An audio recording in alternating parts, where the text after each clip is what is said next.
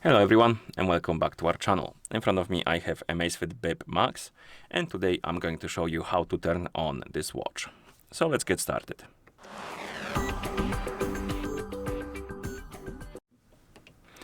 To turn on our watch we need to press and hold the lower button, this one. And we need to press and hold it for like a few seconds. So press and hold the button, keep holding it basically until you see the AMAZFIT logo on the screen.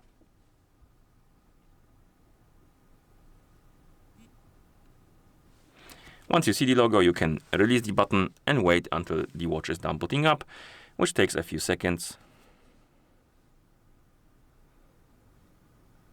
And here we have it, we're in the system now, and that's how you turn on this watch.